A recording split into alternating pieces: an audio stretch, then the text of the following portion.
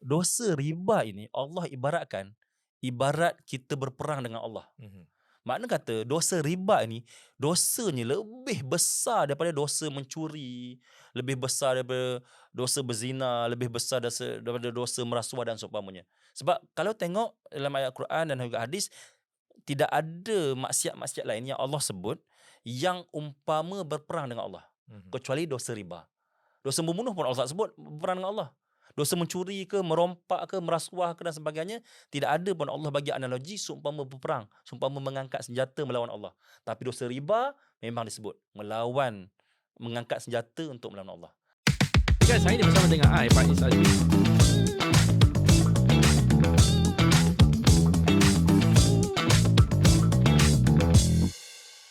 Assalamualaikum dan selamat pagi kepada penonton FF Podcast. Dengan saya pada hari ini adalah seorang yang special. Dia amat aktif dalam memperjuangkan Islamic Finance dan Banking ya. Tak Alhamdulillah. lain dan tak bukan Tuan Afian. Welcome. Alhamdulillah, apa khabar? Sihat? Sihat Alhamdulillah. Thank you for coming. Terima kasih sama-sama. Terima kasih jemput saya So, datang ke studio yang hebat ni kan. Alhamdulillah. Lalu tengok dekat YouTube kan. Sekarang dapat masuk ya. Itulah tak sangka juga dijemput tu. Terima kasih Alhamdulillah. banyaklah. Thank you for coming. Actually, I personally dah jadi a big fan of Tuan Afian. Oh, Sebab ya ke? Tuan Afian punya explanation dalam Islamic Finance and Banking ni adalah amat mendalam. Alhamdulillah. Selalunya kalau orang nak bergaduh dengan I tentang Islamic Finance, riba dia kata. I kata macam ni lah, my YouTube channel ni, I sendiri tak ada ilmu yang mencukupi untuk berbahaskan benda ni. Pergi Okey. jumpa mufti contohnya. Tapi Tuan Afian, kalau you cuba argue atau debate dengan dia tentang Islamic Finance, dia mampu untuk stand on Bolehlah his ground. sikit-sikit. Alhamdulillah. So, Tuan Alhamdulillah. Afian nak nanya sikit lah. Hmm. What is your background in this industry? Okey, baik, terima kasih. Terima kasih, saya ucap terima kasih sekali lagi lah kepada Tuan Faiz yang sudi untuk jemput saya pada hari ini. Sama-sama. Dan terima kasih banyaklah dan yang kepada rakan-rakan penonton. Baik, saya dalam bidang kewangan ni tahun 2024 ni dah kira lebih 20 tahun lah, 21 tahun. Mhm. Saya bermula pada tahun 2003. Sebelum saya start tu, saya daripada bidang saya belajar di UiA dalam bidang undang-undang. Undang-undang. Masa Undang-undang belajar. syariah ke undang-undang? Okey. Law lah. Dia kalau kat UiA ni kita ambil mainstream syariah, mana kata kita belajar civil dan juga belajar syariah dalam kitab Arab. Cuma tak sambung second degree syariah. Mana kata LLB tu dapat yang basic, Okey. yang macam orang lain, mana-mana law akan dapat LLB. Okey. Tapi kelebihan kat UiA ni, dia boleh ambil mainstream syariah. Mana kata kita akan belajar subjek syariah tu dalam gunakan kitab-kitab Arab. Mhm. Tapi macam saya tak sambung ke second degree sebab dah letih Okey. belajar kot. Mhm. Okay. So tahun 2003 tu saya terlibat dalam bidang kewangan ini sebagai ejen takaful. Mhm. Itulah sekali pertama saya terlibat dan masa tu macam mana saya terlibat, saya suka baca buku-buku kewangan. Mhm. Maknanya daripada final year lagi dekat UiA, saya dah baca buku-buku tentang kewangan ni, contoh macam buku Robert Kiyosaki, kan. Saya baca buku, lepas grad tu baca buku Aziz Ali. Aziz Ali, yes. Itu antara buku-buku dan juga penulis-penulis yang otai lah, yang saya baca masa mula-mula tu. Setuju. Memang I Kan. pun bukan belajar, memang Baca consume buku-buku kan. buku-buku Aziz Ali tu. Kita ambil yang core tu kita ambil. Betul. And then sometimes kita personifykan apa yang Aziz Ali cakap tu jadi diri sendiri. Sikit lah. Betul. Dan kemudian dari situlah saya mula terlibat dalam bidang kewangan ni tahun 2003 sampai sekarang. Dan asal dulu nak kata part time pun tak part time juga sebenarnya. Buat main-main je dengan bidang takaful ni kan. Lagi-lagilah takaful ni kan business of rejection. Jumpa orang je orang reject. So itulah pengalaman awal saya dalam bidang kewangan ni. Dan kemudian saya mula serius tahun 2009. Saya mula serius, maksudnya saya nampak bidang ni boleh pergi jauh. Kan. Dan saya decide untuk buat full time. Dan dari situlah saya mula develop modul kewangan dan mula dapat jemputan untuk bagi training, bagi ceramah tentang kewangan ni sehinggalah sekarang. Modul kewangan tu adakah ia satu kelas ke, dijual dekat orang lain ke, macam mana? Okey, dia asalnya dalam bentuk ceramah aja sebenarnya. Ceramah, okey. Kan. Asalnya macam ni. Asalnya bila saya jumpa klien, saya jumpa prospek, of course kita sebagai ejen takaful, bila prospek dah klien dah trust pada kita, dia akan tanya macam-macam. Tanya pasal investment, tanya pasal pusaka, tanya pasal credit card, pasal nak beli rumah, nak kahwin pun tanya kita. So dari situlah saya buat develop satu model untuk memudahkan klien saya faham. Kan, daripada cash flow-nya, net worth-nya, saving-nya macam mana dan sebagainya. So daripada situ asalnya pada klien, lepas tu ada jemputan untuk bagi ceramah. Saya ingat lagi first ceramah saya dijemput oleh junior saya dekat UIA. Diorang final year, diorang nak grad, diorang nak belajar tentang kewangan, dia kenal saya dan jemput datang. So dari situ saya develop daripada just tabletop presentation dalam bentuk ceramah 1.5 jam. Ceramah 1 jam setengah tu, daripada situ 2-3 kali jemputan, ada pula orang panggil untuk buat workshop half day. Workshop half day datang, ada yang workshop full day, ada yang sampai 2 hari 3 hari. Macam sekarang modul saya tu boleh ada untuk ceramah 1/2 jam, ceramah 1 jam setengah 2 jam, ataupun half day punya workshop, full day punya seminar, ataupun 2-3 days punya seminar. And all these workshop semua ni adalah dia punya bayaran lah, Of tuition course dia. lah, ada lah. Kita tak salah untuk buat bisnes. Betul. Okay. Dan modul tu juga yang saya terjemahkan dalam bentuk buku ni. Kan, buku Bijak Merancang buku Wang kat depan ni. Ya betul. Tapi Afian ada banyak buku kan, bukan yang ni je. Bukan. Ada sekarang ni ada 4 buah buku lah. 4 buku. Ni yang sempat saya ambil tadi bawa nak bagi pada Tuan Faiz. Alhamdulillah. Nanti kita akan belik-belik. Boleh. Okay, so kita nak mukadimah sikit lah. Apa itu kewangan dan pembankan Islam? Sebab dekat luar sana, tiap kali kita cakap pasal Islamic finance ke ataupun meminjam, of course lah, kita sebagai seorang Muslim, kita akan kata bila meminjam tu, kita kata pembiayaan. Pembiayaan dalam Islamic bank. Sebab benda tu memang dah prevalent dah, memang banyak. In fact, kalau some banks, kalau ESB financing lah for example, memang banker tu akan promote Islamic financing saja. Dia tak akan promote ESB lah. Masih ada lagi produk tu, tetapi biasanya memang akan promote yang Islamic lah. Tetapi ada orang kata benda ni similar, sama. So, apakah beza dia? Beza antara Islamic banking dengan conventional banking lah. Betul. Secara umumnya. Baik, dia macam ni sebenarnya. Memang saya perasan lah kan, lately ni, akhir-akhir ini kita tengok begitu ramai lah orang duk hentam Islamic banking, duk hentam para agamawan kita yang bagi patuh syariah kepada Islamic banking. Dan kalau kita tengok dari sudut sejarahnya, Islamic banking ni kalau kat Malaysia sekitar tahun 80-an. 1980-an. Okay. 80 tahun 80 79 tak silap saya, 1980 macam tu mula ataupun 81 macam tu, Bank Islam Malaysia Berhad mula ditubuhkan. BIMB. Dan sebelum tu memang ada fatwa dah tentang bank konvensional ni haram.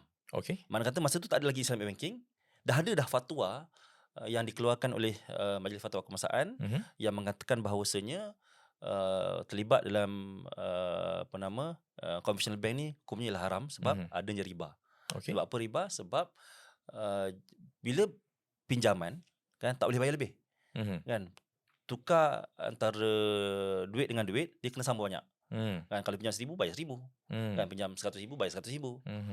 So tapi dalam conventional bank tidak ada macam tu. Tidak ada istilah pinjam 100 bayar 100 kan. Pinjam 1,000 bayar 1,000, pinjam 100,000 bayar 100,000. Dia tak ada. Dia akan ada interestnya.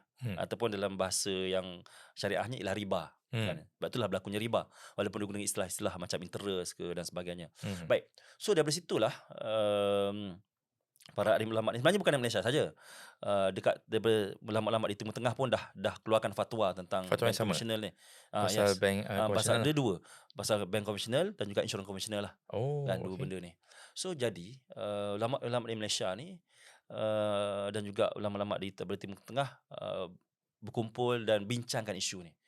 Apa alternatifnya untuk umat Islam? Sebabnya ialah katakanlah contoh tidak ada Islamic banking, kan, kita katalah kita rewind balik ke tahun 80-an. Yang ada hanyalah bank konvensional dah memang difatwakan haram. Dalam masa sama ada keperluan untuk umat Islam beli rumah, beli kereta, nak beli cash tak mampu. Untuk participate dalam ekonomi lah. Kan? Sebabnya bayangkan kalau itulah yang terjadi, makna kata orang-orang Islam yang ada kesedaran Islam ni, dia tak akan beli dah gunakan bank konvensional. Yang akan ada ialah orang-orang non-Muslim yang tak terikat dengan fatwa tadi. Maka dari situlah para alim ulama ni memikirkan apakah alternatif yang ada. So dari situlah lahirnya Islamic Bank, bank Islam yang pertama, dengan memperkenalkan konsep pembiayaan Islam. Kan, masa tu tak silap saya gunakan kaedah bai'inah. Dan bai'inah ni memang agak kontroversi. Bai'inah ni contoh mudah macam ni lah. Contoh, katalah kita pergi bank nak pinjam 100,000. Mhm. Okay. Kalau konvensional bank dia akan terus lah pinjam 100,000 selama 10 tahun bayar balik 150,000. Selama 10 tahun adalah dia punya kiraan dia bayar bulan-bulan. Okey, baik. Baik Inah pula, mana kata kita pergi bank, bank akan jual sebahagian bangunan bank dia, contohnya lah, ataupun sebahagian perkakas dalam bank tersebut kepada kita dan jual balik kepada bank. Yang tu yang kadang-kadang ada kritikan mengatakan itulah backdoor riba dan seumpamanya. Tapi dari sudut fizikalnya itu adalah jual beli. Dan sebenarnya Baik Inah ni memang diterima dalam mazhab Syafi'i pun. Sebab dalam mazhab Syafi'i jual beli itu ialah jual beli. Kan dia hukum yang zahir itu, niat di sebalik itu tidak diambil kira dalam kontrak tersebut. Tapi benda ni ada perbahasan para ulama lah, dan Mbak Inah pun sekarang ni dah tak diguna pakai. dah kurang dah. Kalau ada pun sangat-sangat rare lah. Sekarang dah pakai konsep tawarruk. Konsep tawarruk mana kata jual beli tu real. Kalau konsep Mbak Inah tadi, kalau ikut realnya, mana ada bank nak jual kursi meja dia, kan? Tapi sekarang konsepnya dia pakai konsep tawarruk, iaitu menggunakan komoditi CPO. Okey. Kan CPO ni minyak mentah.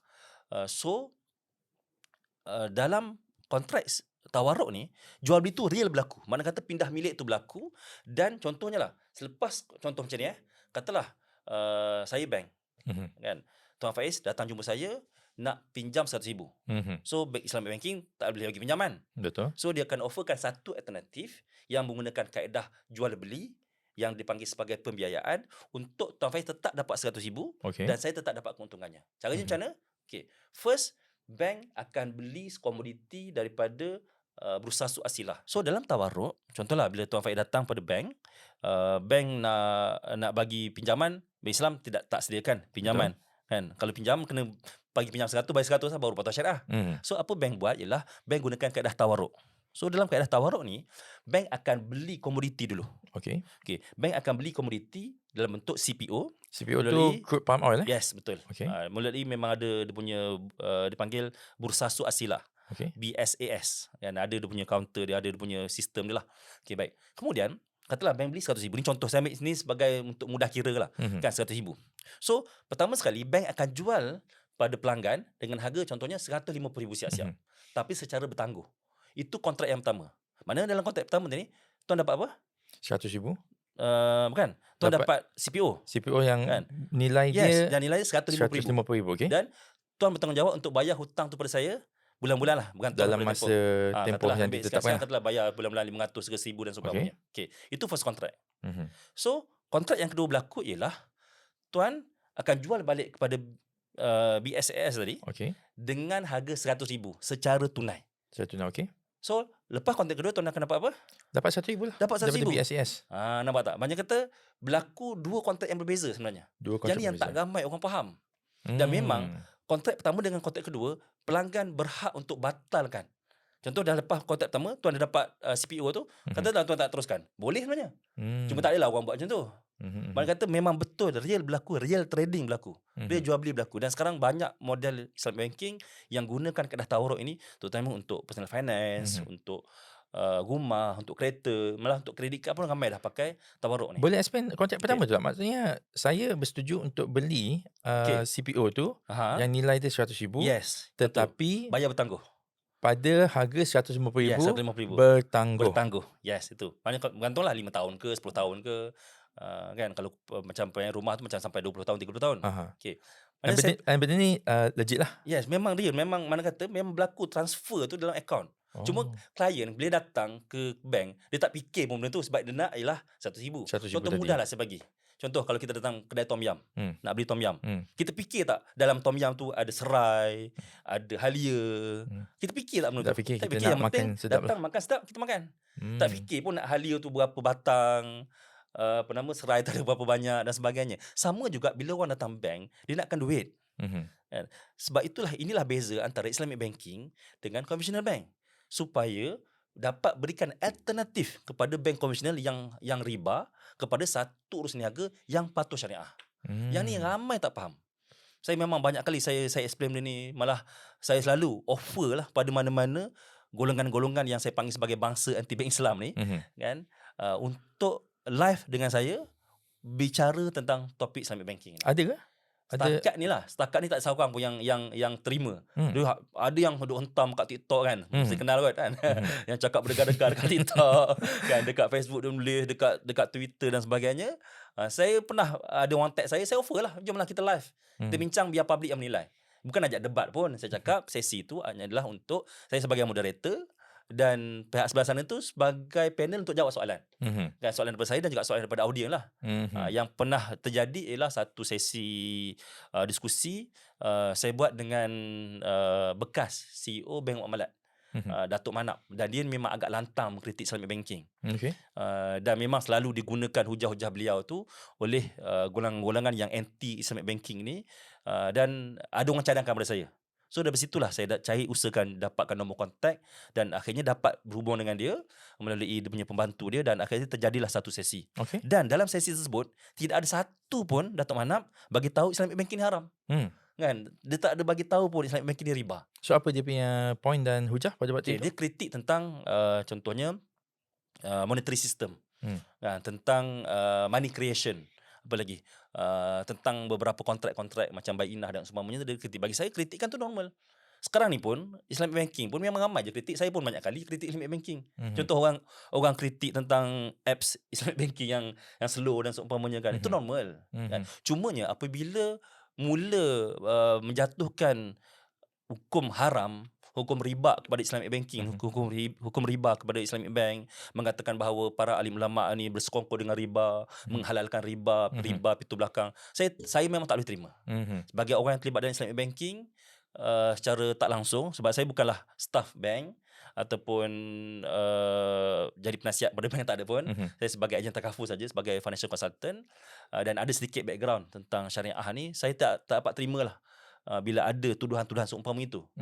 Dan dari situlah saya tampil untuk berkongsi pandangan dan juga jawapan tentang apakah sebenarnya yang berlaku di perbankan Islam. Okay. Kan? Sebabnya cuba tuan kita bayangkanlah, katalah sekarang ni tidak adanya Islamic banking, kan? Dan hanya ada bank konvensional saja. Agak-agak apa terjadi pada orang Islam? Tak boleh participate dalam ekonomi. Mana kata kalau terpaksa participate gunakan gunakan bank konvensional lah. Kalau tak ada cash. Yes, of course. Kan, mana kata bayangkan, itulah betapa dangkalnya golongan-golongan yang anti Islamic banking ni, dan mereka ni ramai. Saya pernah cadangkan, okeylah, kalau you kata Islamic banking haram, Islamic banking riba, macam ni, apa kata kumpulkan semua golongan bangsa anti Islam ni untuk tubuhkan bank model sendiri yang nak sangat tu. Yang maknanya yang tak ada profit.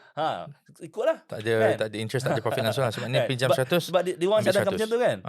So dan sebenarnya kalau kita ikut logik, kalau ikut kiraan matematik pun sebenarnya, contohlah kalau saya ada 500,000. Dalam masa sama saya ada nak beli rumah harga 500,000. Adakah, saya tanya Tuan Faiz sendirilah. Tuan Faiz pun terlibat lama dalam kewangan ni. Tuan Faiz lebih prefer beli secara cash ataupun gunakan financing lah. Gunakan financing sebab apa? Opportunity cost. Yes, sebab banyak kelebihan yang kita ada. In fact, 500,000 tu kalau kita tak beli rumah, kita letak dekat tabung haji, letak dekat SB, atau letak dekat yang boleh bagi pulangan 5-6%, jauh lebih tinggi compare dengan kita bayar pada bank untuk beli rumah secara finance. Yang tu yang tak ramai orang nampak. Orang nampak beli harga rumah 500,000, dia kena bayar balik 1 million, kena bayar balik 1.5 million. Memang sekali tengok nampak besar lah.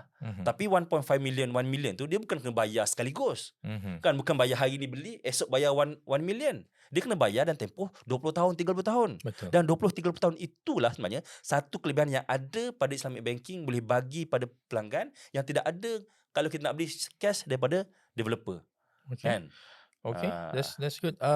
Cuma tadi Encik Afian ada cakap pasal takaful. So macam mana pula perbezaan antara insurans dan takaful? Baik. Ini pun satu soalan menarik juga. Baik. Ini pun lately ni, dulu jarang orang bertikai kan. Dulu selalu yang bertikai selalu ejen insurans konvensional. Sebab dia tak ada produk takaful. So bila kita kata insurans konvensional haram, diorang mula defense lah. Kan? Tapi lately ni, orang yang tak terlibat dengan industri kewangan pun duk katakan takaful dengan insurans sama je. Baik, dia macam ni. Samalah juga macam Islamic banking tadi, iaitu difatwakan haram. Insurans konvensional difatwakan haram dah lama dah. Pada waktu yang sama ke? Saya lebih kurang sama. Sebelum 80-an lagi dah ada dah fatwa tentang pengharaman bank konvensional dan juga pengharaman insurans konvensional ni. Baik. Kalau konvensional bank tadi diharamkan sebab akad pinjaman tak boleh bayar lebih, jadi riba. Okey, tapi untuk insurans konvensional yang menyebabkan dia haram adalah disebabkan riba juga. Tapi bukan disebabkan akad pinjaman. Ia adalah disebabkan akad jual beli. Mana kata kita beli insurans RM100 dengan pampasan RM100,000. Mana kata beli 100, pampasan RM100,000 itu adalah lebihan dan dikira sebagai riba juga. Itu yang menyebabkan insurans konvensional itu haram. Dia ada 3 faktor lah. Yang utama, riba, gharar dan juga maisir. Okey. Gharar ni uncertain ni macam tadi lah. Mana kata bila dapat RM100,000 tu, tahu tak bila? Tak tahu bila. Betul, Kan? tak tahu bila kita Tak tahu bila kita meninggal. meninggal dunia, masuk hospital dan seumpamanya. Dan yang ketiga adalah maisir. Maisir tu maksudnya judi. Maknanya kita mirip berjudi lah kan. Kalau berjudi kan kita bertaruh letak RM100 dengan harapan nak dapat RM100,000. So 3 unsur ini yang menyebabkan haramnya insurans konvensional. Okey. Kalau bank tadi satu faktor je riba, tapi insurans konvensional ada 3 faktor. Baik. So daripada situlah para ulama yang sama tadi duk fikir apa alternatif, sebab dia ada keperluan. Kan? Maknanya insurans ni adanya permintaan dan juga ada keperluan. Dan dia bukan haram sebab nama insurans. Sama juga macam bank tadi. Bank bukan haram sebab namanya bank. Baik. Jadi daripada situlah para ulama memperkenalkan takaful dengan menggunakan konsep dia menukar daripada konsep jual beli tadi. Kan tadi jual beli, jual beli insurans kepada konsep takaful yang menggunakan akad tabarruk. Tabarruk tu maksudnya derma. Mana kata bila derma ni dia tidak takluk kepada riba, gharar dan maisir tadi. Sebab dia bukan jual beli. Maknanya dengan hanya mengubah kontrak itu saja dah membezakan. Dan ini kadang-kadang ramai orang duk argue. Senangnya ubah kontrak kan. Tapi sebenarnya kaedah ubah kontrak ini ada dalam hadis. Kan? Ada dalam hadis. Contohnya ada satu hadis daripada Bilal yang riwayatkan. Cuma detail tu saya bukan ustaz untuk bacakan matan hadis dalam bahasa Arab tu. Cuma dalam hadis tersebut bercerita tentang Saidina Bilal berkongsi tentang proses pertukaran kurma dengan kurma. Okey. Kurma dengan kurma, mana kata saya translate dalam konteks Malaysia lah untuk mudah faham. Okey. Ada kurma grade A, ada kurma grade B. Betul. Okey. Katalah kurma grade A 1 kilo berapa?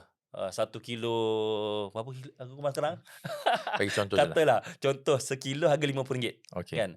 Kurma grade B pula sekilo harga RM25. Separuh. Kan? Separuh. Mana kata harga sekilo kurma RM50 bersamaan dengan harga 2 kilo kurma RM50 juga. Kan? Okey, baik. Apa yang berlaku ialah kalau tukar kurma dengan kurma ni tak adil. Kan?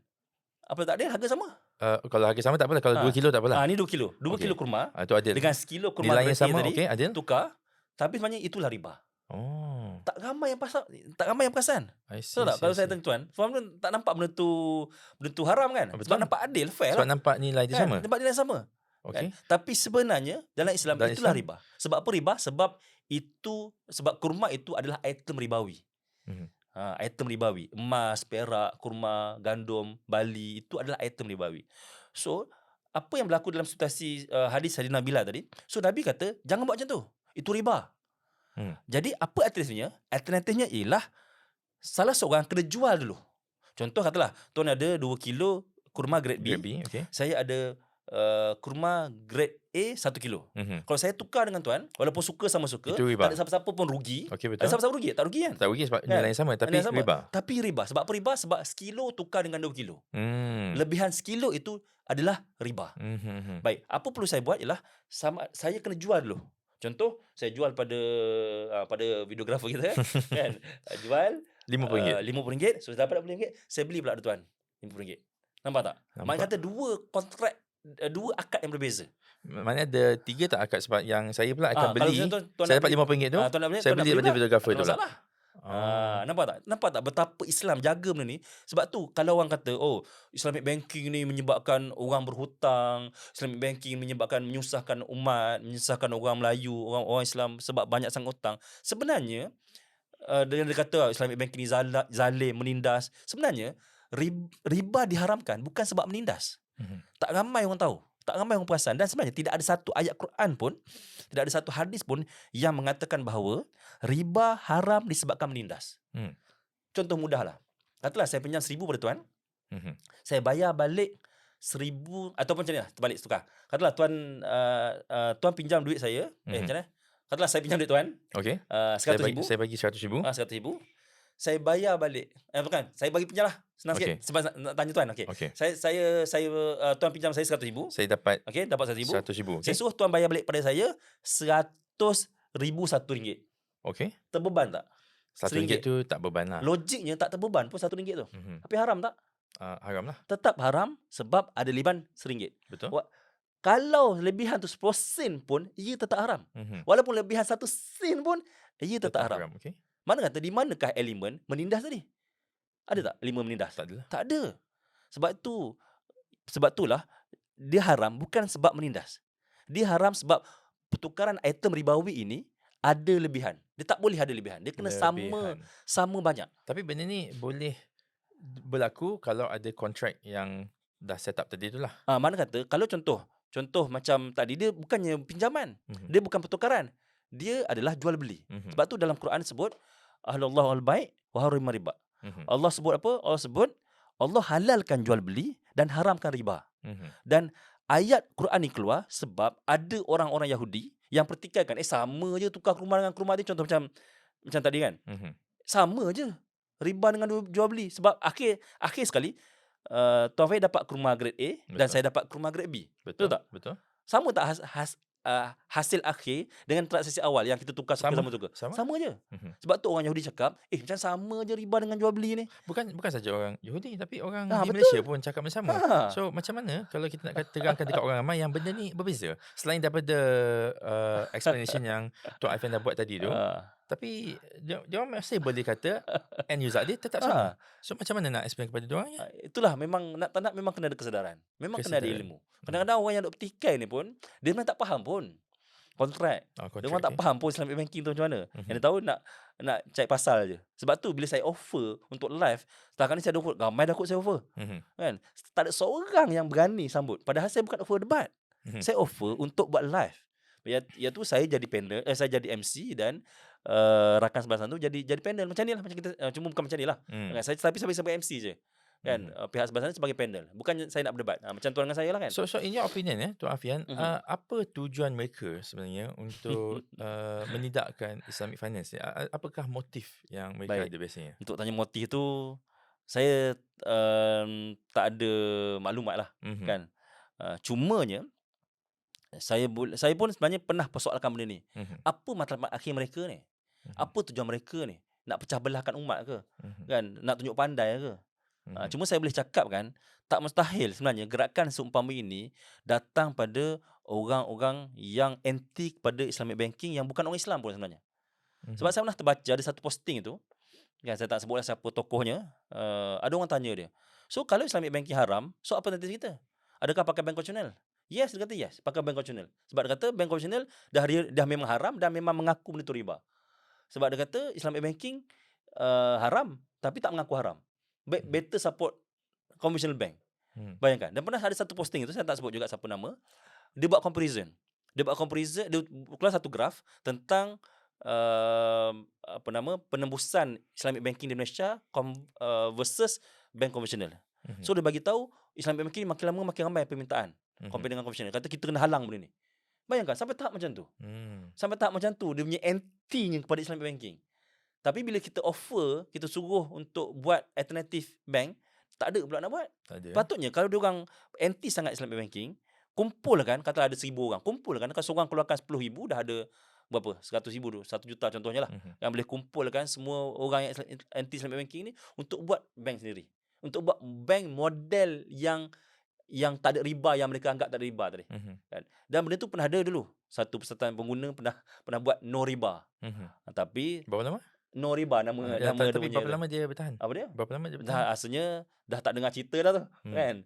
Tak dengar cerita. Sebab nampak tak? Maknanya kata model yang ada ni dah okey dah. Dari sudut patuh syariahnya. Cuma tinggal lagi kita nak kena improve. Nak kena tambah baik. Ambil contoh lah. Macam sekarang kan, ada produk-produk yang betul-betul tawarkan qardul hasan. Mana kata pinjam 100 bayar 100. Pinjam 1,000 bayar 1,000. Pinjam 50,000 bayar 50,000. Boleh rujuk pada website Bank Islam Malaysia Berhad. Nama produk itu tak silap saya Bangkit Microfinancing. Okey. Bangkit, produk dia Bangkit. Dan memang dia menawarkan pinjaman qardul hasan tadi tanpa sebarang profit, tanpa sebarang interest, tanpa riba, dan memang betul-betul akad pinjaman. Maknanya pinjam 10,000 bayar balik Yang ni 10,000. boleh pinjaman lah sebab tak ada Yes, lebihan. yes. Dan memang the offer mereka adalah untuk golongan-golongan B40 M40, terutamanya B40 lah yang tidak layak untuk apply financing biasa, dan memang untuk membantu golongan-golongan orang susah ni. Dalam masa sama, bank Islam, bank Makmalat, Islamic banking lain adalah antara penyumbang terbesar zakat dekat Malaysia. Kan, rujuklah mana-mana pusat zakat, memang setiap tahun juta-juta kot zakat yang dibayar kepada pusat zakat negeri ni. Dan itulah antara cara macam mana Islamic banking ni bagi balik profit mereka kepada golongan-golongan asnaf, golongan-golongan yang memerlukan ni. Sebab golongan-golongan asnaf B40 ni, mereka kalau ada masalah bukan kena refer pada bank. Kalau ada masalah, pergilah pusat zakat, pergilah Baitumal, badan kebajikan dan seumpamanya.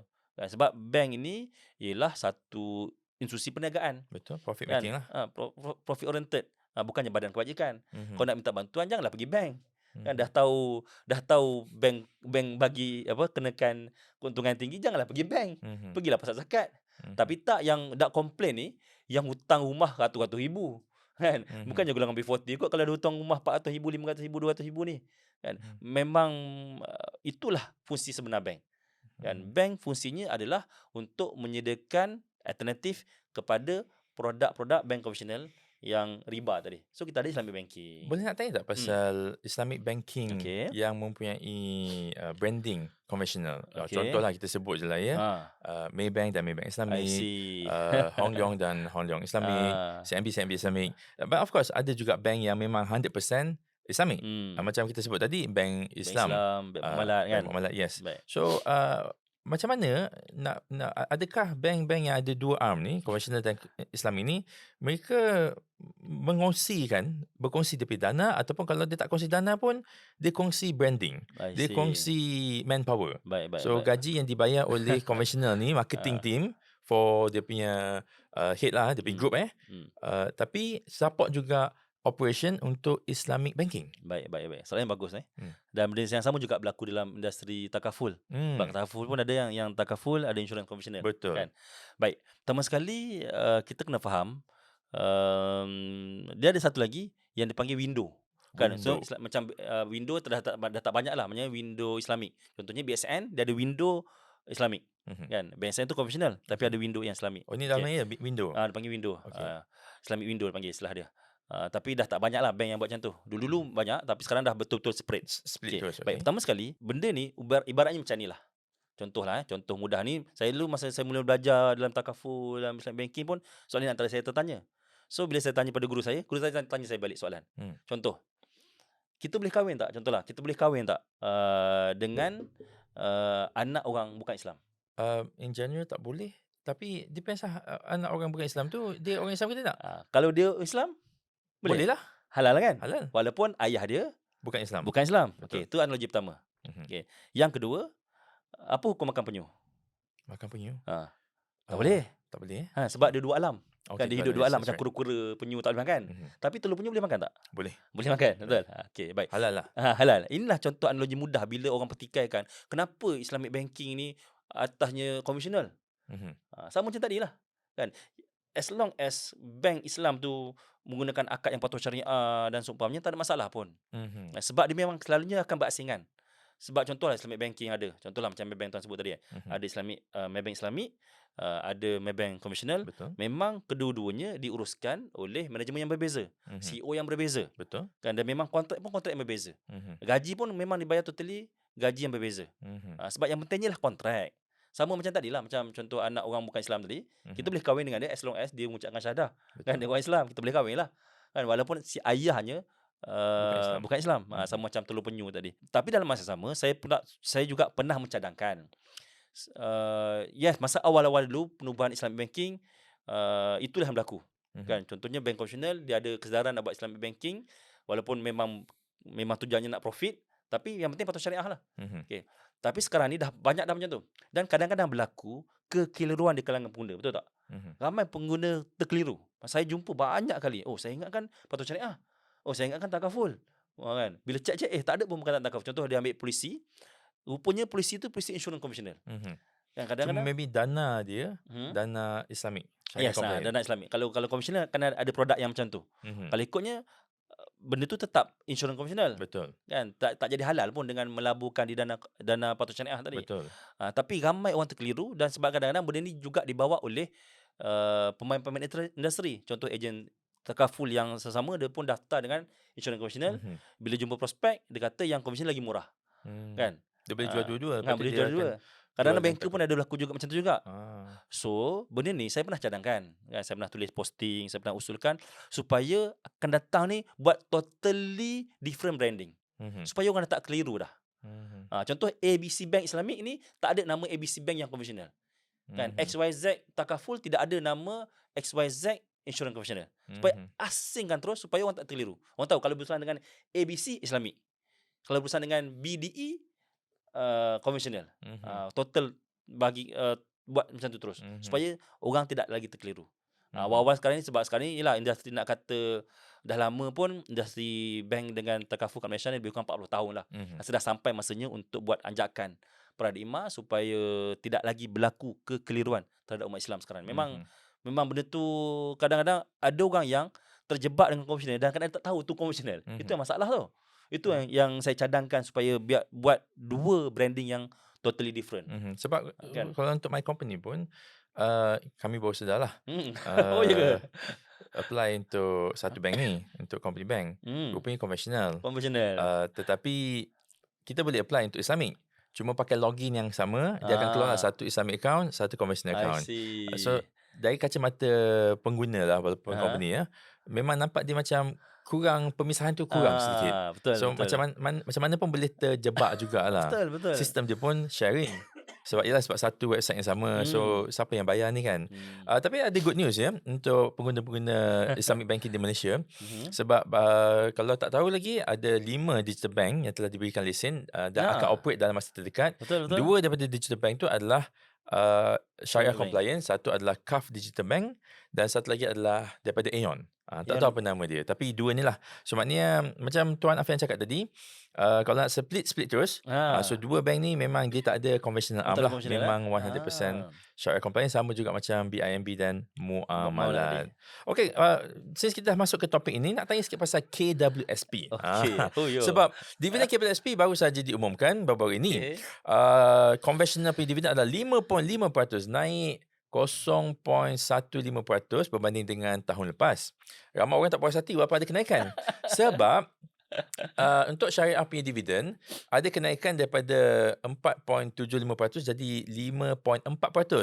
Kenaikan sebanyak 0.65%. So yang konvensional tu tak puas hati sebab yang syariah compliant tu naik, and then yang syariah compliant pula kata habis tu kau ingat syariah compliant punya bisnes ni tak boleh buat keuntungan ke? Okay, fine. Biar mereka bergaduh kat situ. Tapi yang I concern pasal KWSP ni adalah macam mana KWSP memisahkan dana-dana diorang. Bukan saja KWSP sebab KWSP ni in a way dia macam a form of unit trust. In a way. ASB dan juga unit trust yang ada kat luar sana lah. Kita sebut je macam public mutual, ada yang tabung-tabung yang syariah compliant. Okay, public mutual rasanya, okay, betulkan kalau salah dia tak ada public mutual Islamic. Dia cuma ada public mutual dan dia ada dana-dana yang syariah compliant. So bila kita tengok dari segi EPF dan juga all this ada private punya unit trust management company UTMC, macam mana dia situasi syariah compliant dan konvensional dia tu? Okey, baik. Menarik juga soalan ni sebab kalau tengok, kalau bank dia ada 2, bank Islamic banking dan juga konvensional bank. Kan dua kedai beza lah, 2 bisnes beza. Sama juga takaful pun sama juga. Betul. Konvensional dengan dia split section akad management dia. Tapi kalau company investment dia tak ada macam tu. Kan dalamnya akan ada satu je investment company, tapi ada dana berbeza. Tapi ada jugalah company investment yang memang 100%. Contoh dana macam PMB investment, macam BIMB investment yang memang 100% terhadap patut syariah lah. Okey, baik. Dia berbalik kepada akad tadi. Kan. Macam mula saya sebut tentang bank. Kenapa bank konvensional haram? Sebab akadnya pinjaman, bila pinjaman tak boleh bayar lebih. So bila bayar lebih jadi riba. Clear. Sebab tu adanya Islamic banking yang akad tu tukar. Baik. Yang kedua, insurans konvensional dengan takaful. Kenapa insurans konvensional haram sebab akad tadi, akad muawadah, akad jual beli. So bila jual beli dia tak boleh tak tahu produknya apa, pampasan tu dapat bila, kan berapa dapat dan seumpamanya, sebab itu menimbulkan riba, gharar dan juga maisir tadi. So datangnya takaful, gunakan akad yang berbeza. Baik, balik pada syarikat pelaburan, akad dia pakai akad apa? Jual beli. Akad pelaburan. Tak, akad pelaburan lah. Kan man kata kita tak 100,000 dengan harapan kalau untung mungkin dapat 150,000. Tapi dalam masa sama ada tak possibility rugi pun ada juga. Yes. Baik. So akadnya dipanggil mudharabah. Kan. So akad itu tidak ada masalah. Sebab itu kalau syarikat investment, QSP, akad itu tak ada isu pun. Isunya mana? Di mana ia dilaburkan. Yang tu yang menentukan sama ada halal ataupun haram. Jadi kita kena bezakan isu halal haram produk pelaburan dengan halal haram Islamic banking dan juga halal haram insurans konvensional tadi. Sebabnya balik kepada akad. So dalam KWSP, mana kata akad mudharabah dalam KWSP tu tak ada isu pun.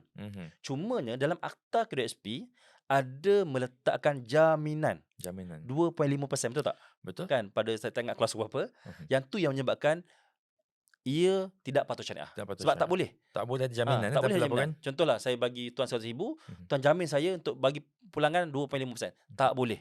Tak boleh sebab itu dah jatuh kepada riba. Kalau akad ni mudharabah, tak boleh ada jaminan. Tak boleh ada jaminan. Okay. So bila ada jaminan itu jadi riba. Kan? Sebab apa? Sebab akad tersebut adalah akad yang tidak adil. Contohlah kalau tak adil kepada KPSP lah. Tak adil kepada kedua-dua pihak. Contohlah, saya ambil contoh, bukan saya tak ambil contoh KPSP, saya ambil contoh situasi normal kita. Katalah tuan sebagai business owner, saya sebagai pelabur, saya bagi 100,000 pada tuan, lepas tu tuan bagi jaminan 2.5%. Okey, baik. Kenapa timbul tak adil? Contohlah, tuan untung 20%. Tuan bagi saya 25% je. Untung tak adil untuk saya. Betul, okay. Tapi dalam masa sama katalah tuan rugi, tapi tuan tetap kena bayar 25% pada saya. Pun tak adil juga. Tak adil juga. Nampak tak? Macam mana kenapa jaminan ke atas modal tu dia tak boleh macam tu? Kan? Okey, baik. Jadi begitulah juga dalam KWSP tadi. So bila yang akad asalnya akad pelaburan yang diletakkan jaminan itu tidak patut syariah, maka daripada situlah munculnya cadangan untuk pelaburan yang patut syariah.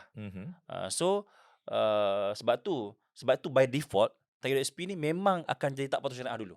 Sebab tu kena apply untuk tukar. Sebab tu ramai orang petikai, kenapa tak tukar automatik? Betul tak? Sebab baru ni kan keluar statistik, Dr. Zahrudin ada keluarkan bagi tahu 80% umat Islam ni masih lagi tak tukar kepada dana patuh syariah KWSP. Bayangkan 80%, banyak tu. Mana kata kalau ada 100,000, 80,000 tak tukar lagi. Kan? Sebab nak tukar tu sebenarnya bukan susah pun. Dulu masa mula-mula diperkenalkan kena pergi ke cawangan. Tapi sekarang dah boleh online je. Kan? Dan ada orang petikai, kenapa kerajaan tak wajibkan je yang patuh syariah?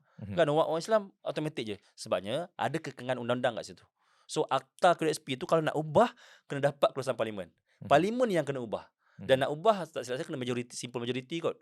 Nak ubah akta dalam KWSP tu untuk memaksa semua umat Islam. Mana kata untuk buang kelabsar 2.5% tu, ataupun untuk automatik umat Islam terus yang patuh syariah tu, dia kena ubah akta. Nak ubah akta kena dapat. Jadi benda tu belum berlaku lagi. So bukankah lebih baik kalau kita just educate sajalah. Mana kata sekarang ni yang berlaku ialah siapa nak patuh syariah, dia kena sign agreement setuju bahawa yang pelaburan dia tidak tertaluk pada 2.5% tadi. Itu bezanya. Tapi kan? Ada antara umat Islam ni yang terang-terang kata saya tak nak masuk ke dalam akaun syariah, tak pindahkan sebab nak pindah kena pindah semua dan nak pindah tak boleh pindah balik. Dia bukan macam unit trust boleh switching ke apa ke sekali. tak ada switching. Once you daripada conventional masuk ke syariah punya fund, you tak boleh masuk balik forever. Betul. Ada yang kata dia tak nak pindah sebab pulangan yang rendah. Ada juga macam tu sedih betul lah. Walaupun agak tinggi lah 5.4 tapi dia kata masih rendah lagi mengikut tahun-tahun yang kebelakang ni. Apakah nasihat Tuan Afian kepada mereka yang belum sedar dah sedar nak tukar, alhamdulillah. Okey. Tapi yang dah sedar benda ni perlu dah bagi tahu pun 2.5% tu adalah tak patut syariah, dan tabung-tabung apa, company-company yang dilaburkan dalam konvensional ni termasuklah juga bank-bank konvensional. Profesional. Dah tahu dah tapi tak nak buat, apakah mesej Tuan Afian kepada mereka? Baik. Yelah, mungkin kita nampak yang Islamic ni nampak kecil kan. Sikit-sikit je. Kan kecil sikit je. Katalah macam tahun lepas kecil banyak kan. Tahun lepas Kan? beza Macam dia banyak agak 5.25 dengan 4.75. kan. Tinggi Beza agaklah. banyak agak lah kan. Tapi sebenarnya nilai dia di sisi Allah sangat besar. Nilai dia di akhirat nanti sangat besar. Bayangkan kalau Allah tanya kat akhirat nanti, kan Allah tanya, kenapa kau tak nak tukar kepada patuh syariah Jawab KSP apa? ni? 0.5%. Kan? Takkan nak cakap sebab saya tak, sebab yang konvensional lagi tinggi. Nak jawab macam tu ke kepada Allah nanti? Kan, itulah Badan sebabnya. akan jawab terus lah. Kan? Adakah kita sanggup menggadaikan akhirat kita hanya semata-mata 1%? Katalah beza 1%, 2%. Kan? Adakah disebabkan semata-mata 1% tadi kita sanggup gadaikan nasib kita dekat akhirat nanti? Itu je saya punya mesej saya. Okay, that's a very good message. Okay, just nak tanya sikit lagi pasal pelaburan ni. Kan kita ada fixed deposit. Okay. And of course kita pun ada Islamic fixed deposit. Tadi Tuan Afian kata pelaburan tak boleh jamin pulangan. Tapi macam mana Islamic fixed deposit ni boleh memberikan jaminan upfront ya? Macam kalau laburkan 3 bulan, kami jamin dapat pulangan 3% setahun. Okay, baik. Dia macam saya cakap tadi, balik pada akad. Kan? Saya pernah tengok, saya pun pernah ada fixed deposit dan memang dalam fixed deposit tak nyatakan pun dia dijamin.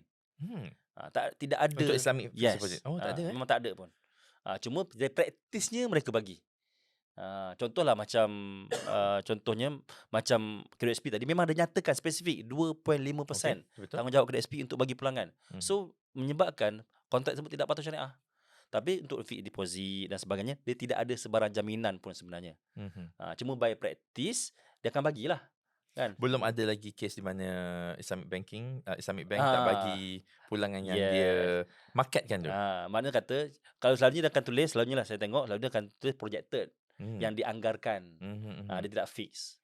Tapi kalau konvensional dia memang dijamin kalau konvensional memang selalunya dia akan fix. Sebab tu namanya pun fixed deposit. Kan? Kan? Okay. Boleh tengok boleh dekat kontrak dia lah. Berbalik kepada KPSP sikit sebelum kita move on. Dikatakan dana-dana Islamik ni dalam KPSP Syariah account ataupun Syariah Compliant punya fund dekat unit trust management company semua tu dilaburkan ke dalam Syariah Compliant punya companies. Tapi macam mana nak memastikan syarikat tu maybe dia ada buat pinjaman konvensional sedikit.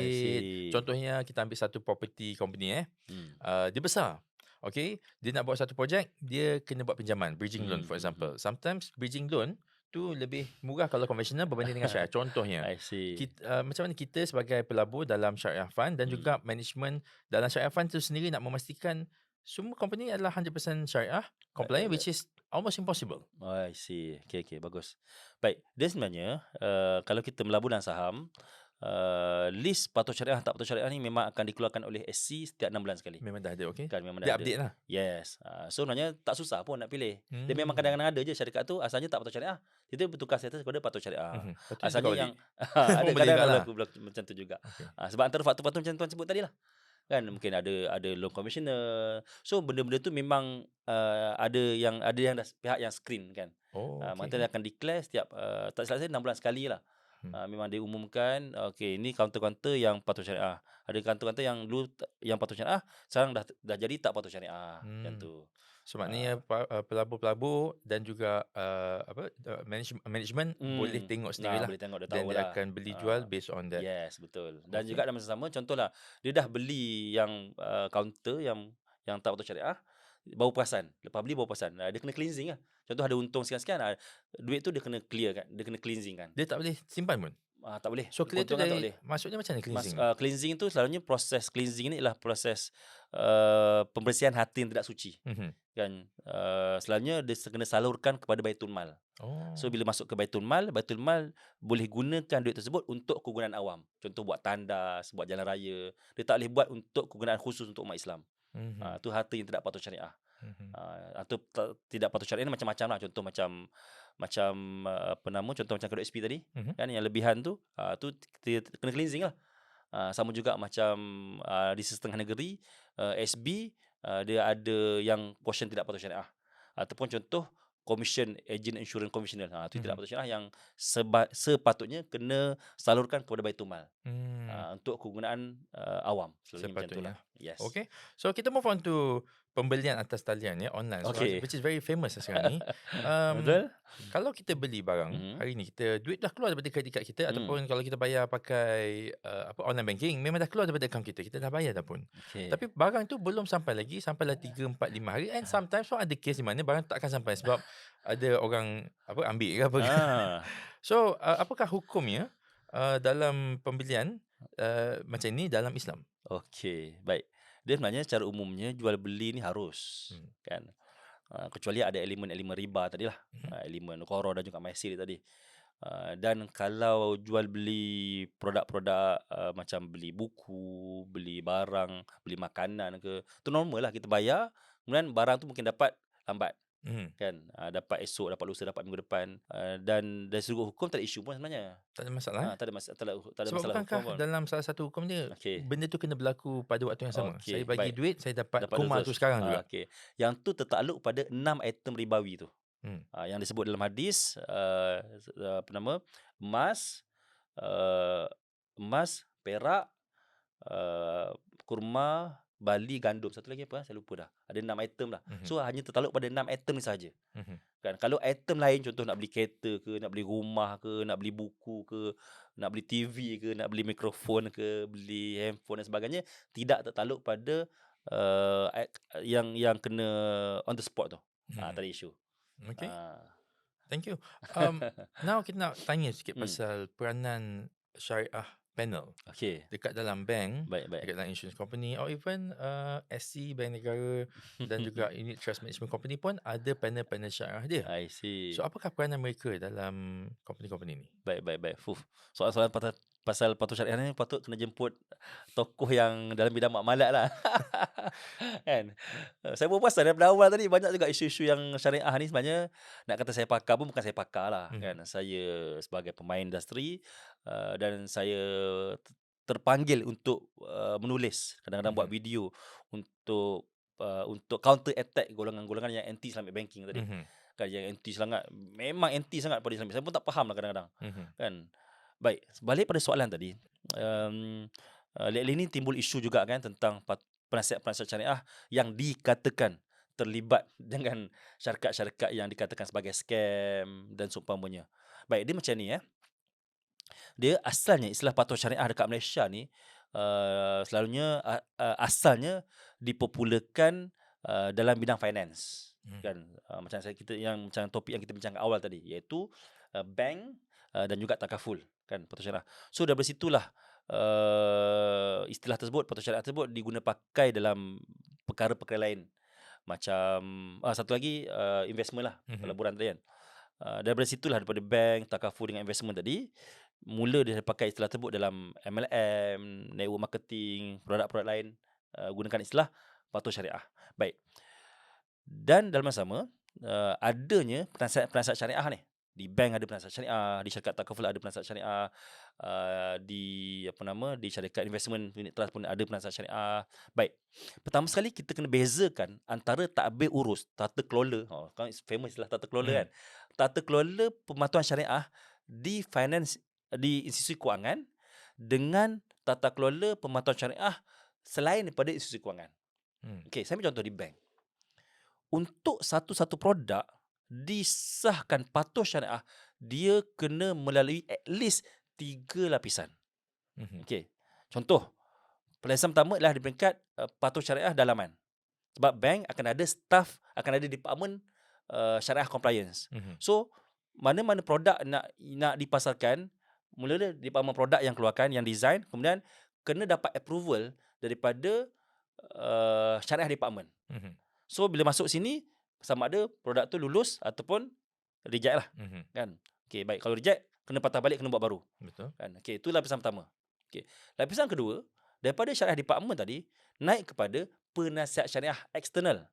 Mana kata bank, katalah ABC Bank. ABC Bank, dia akan ada department syariah yang bekerja hari-hari dan datang office hari-hari untuk semak produk-produk sama ada patuh syariah ataupun tidak. Itu lapisan pertama tadi. Yang kedua, sebulan sekali akan ada syariah committee meeting. akan ada syariah advisor punya meeting yang akan semak balik produk-produk yang approved by syariah department. Maksudnya itu lapisan kedua. Siapa mereka? Ini dia bukannya staff bank. External lah, third party. External. Okay. External, third party. Dan memang mereka ni dia bukannya tertakluk kepada kena datang office hari-hari, bukan staff. Kan? Berbeza pada yang staff tadi. Okay, baik. So, syariah committee tadi, dia akan semak produk yang sama tadi, semak.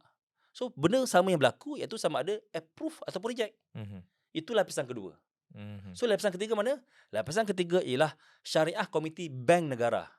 Yang akan semak produk yang sama tadi yang dah diluluskan 2 lapis yang pertama untuk di-approvekan sebelum dipasarkan kepada market. So, bayangkan ada 3 lapisan. 3 lapisan. Perkara sama juga berlaku untuk takaful.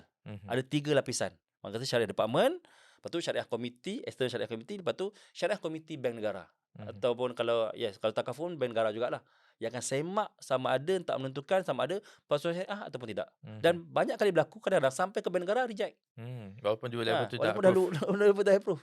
Sebab kadang-kadang ada benda yang mungkin di peringkat SC external nampak, tapi yang dia mungkin tak nampak, tapi di peringkat bank negara dia nampak benda ni. Oh, ini tidak patuh syariah. Baik. So, makna kata poin saya nak beritahu ialah produk-produk bank yang dah disahkan patuh syariah dan juga produk-produk takaful yang dah disahkan patuh syariah mempunyai kawal selia yang sangat ketat. Makna kata bukan mudah nak declare okey, patuh syariah tak patuh syariah, bukan. Dia bukan semudah bayar gaji, luluskan patuh syariah, tidak. Baik. Tapi bagi syarikat-syarikat yang di luar bidang kewangan, contoh syarikat MLM, network marketing, syarikat-syarikat produk-produk biasa dan seumpamanya, dia hanya ada satu saja.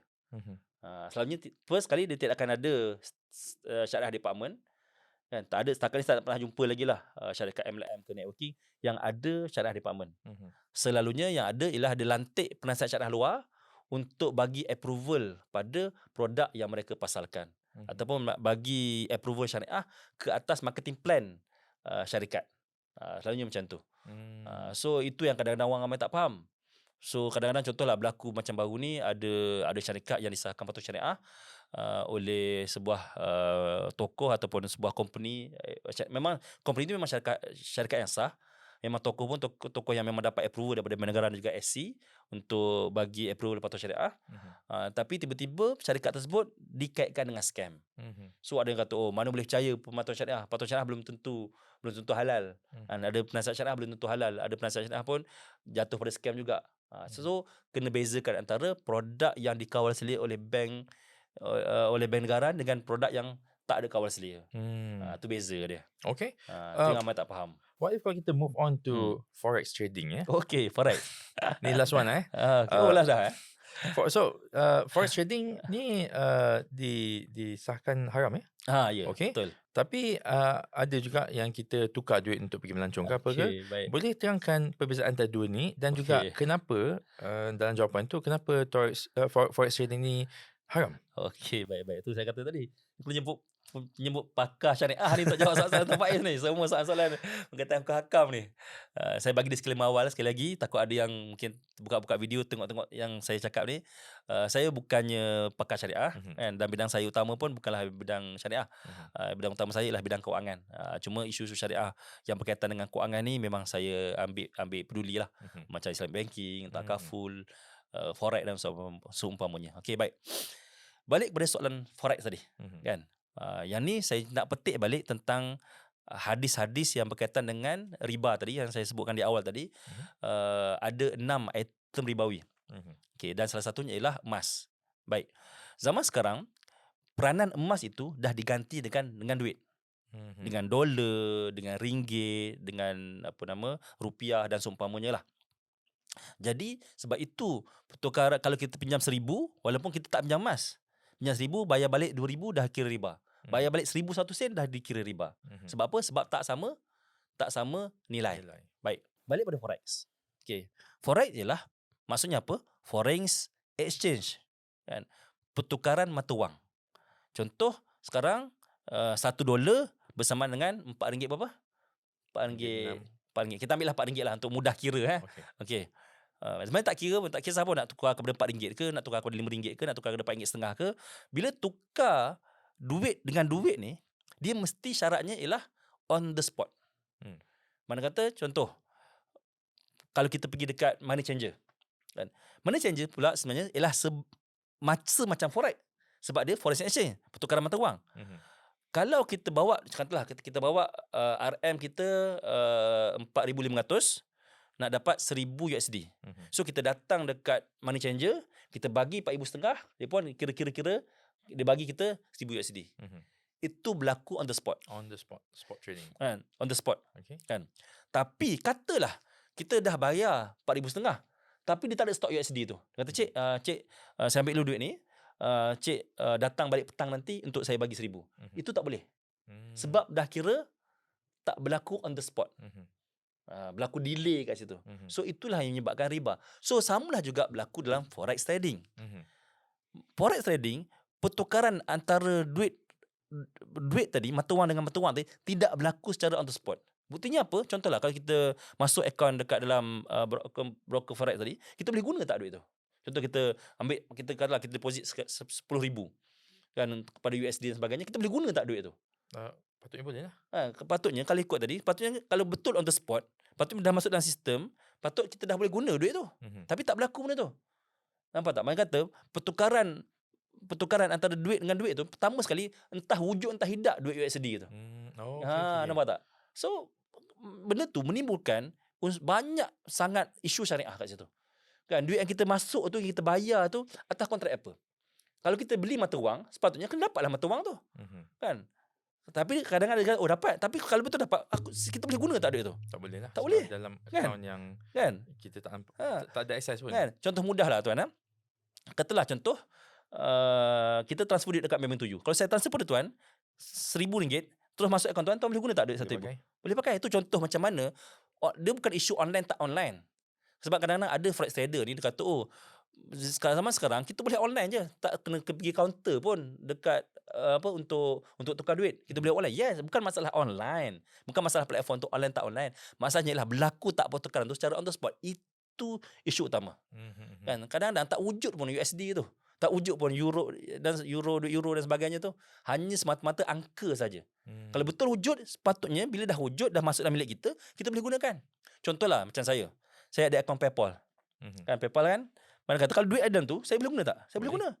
Kan, walaupun setelah saya masuk kredit kad daripada kredit kad Malaysia, masuk dalam akaun PayPal, dah convert kepada USD. Dalam akaun tersebut saya boleh guna. Kan, saya boleh guna. Itu bukti bahawasanya berlaku pertukaran tersebut. Tapi dalam akaun forex ni tak berlaku pun macam tu. So jadi bila tak berlaku pertukaran on the spot itu, item ribawi, maka ia jatuh kepada riba macam tukar kurma dengan kurma tadi. Kan, tak sama banyak, tak on the spot dan seumpamanya. Faham. Okay, Tuan Afian, terima kasih for the sharing yang you bagi. Tapi ada tak kesimpulan ringkas yang Tuan Afian boleh bagi kepada our audience ni? Okey, banyak nak bagi. Banyak sangat. Baik, pertama sekali tuan-tuan dan puan-puan semua, sekali lagi saya ucapkan terima kasih lah kepada pihak penganjur Tuan Fransyah Faiz yang sudi untuk invite saya ke sini, dan juga kepada para penonton sana yang sudi mendengar sampai ke hujung rancangan ni lah. Kan? Jadi suka saya sebutkan, mencari yang halal itu fardu. Kan? Mencari yang halal itu fardu lah. Maknanya, dan halal haram ni bukan sekadar makanan. Kan, kalau makanan kita akan usaha untuk cari yang halal, betul tak? Betul. Kan, kalau kita tahu ada unsur haram sikit, memang kita akan boykot lah. Kan, kalau kita tahu ada unsur khinzir sikit pun kita akan boykot, akan marah dan sebagainya. Apatah lagi riba ni tuan-tuan. Dosa riba ini Allah ibarat kita berperang dengan Allah.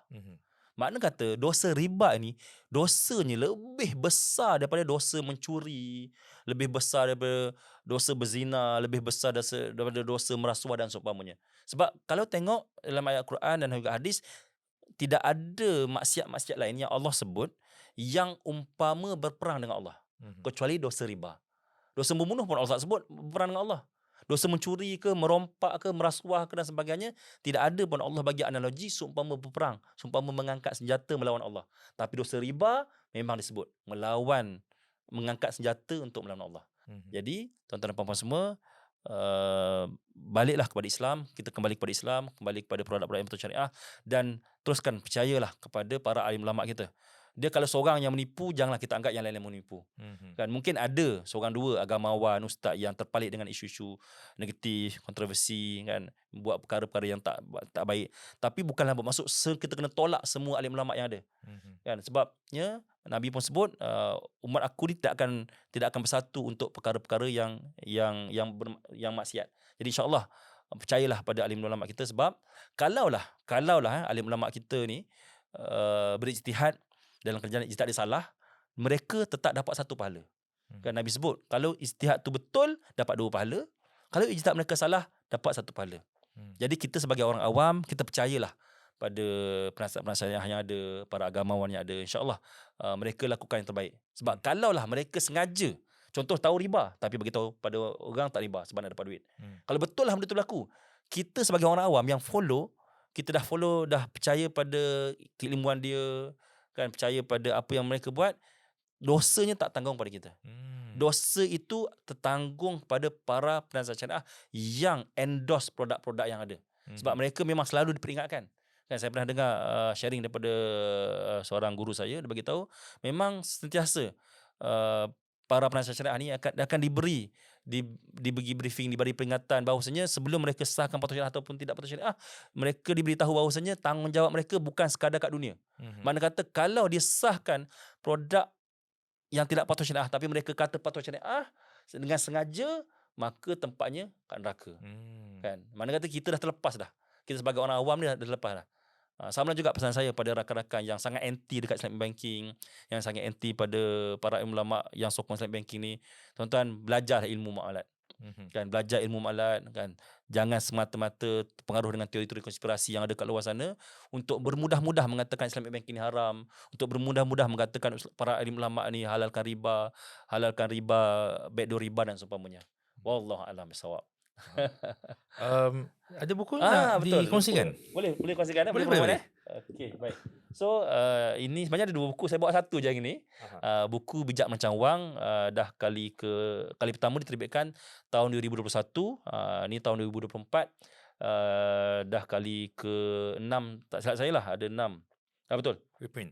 6 kali reprint, 5 ataupun 6 kali reprint. Dan buku ini mengandungi modul kewangan patuh syariah lah. Kan, BMW ringkasan dia. Bijak Merancang Wang. Dan buku ni full color daripada depan sampai ke belakang, supaya kita tak rasa bosan bila membaca. Dan tuan-tuan boleh dapatkan di kedai-kedai buku, insya-Allah. Banyaklah kedai buku dah ada ni. Dan kalau nak beli secara online dengan saya, boleh type buku.bmw.com. Buku bmw.com untuk dapatkan buku ni. Ni memang saya dah bawa ni untuk bagi hadiah pada Tuan Faiz sekalian Terima saya. kasih. Saya akan baca, insya-Allah. Alhamdulillah. Dan untuk saya pula, saya pun ada nak berikan buku. Baik. Hidup aku. This one dicalonkan dekat Popular dan Berita Harian punya award ya. Untuk non-fiction punya kategori. Tapi belum menang je, baru pencalonan lah. Alhamdulillah. Okey, baik. Ini Terima kasih saya tuan. kongsikan kepada Tuan Afian. Okey, baik. Terima kasih. Okay, thank you guys for following us daripada awal sampai akhir. Perkongsian yang Tuan Afian kongsikan ni adalah amat baik untuk kita yang untuk kuatkan kita punya fahaman dalam Islamic banking dan dana-dana yang patuh syariah, takaful dan lain-lain. Thank you guys. Jumpa lagi next time. Assalamualaikum. Okey, jumpa lagi, insya-Allah.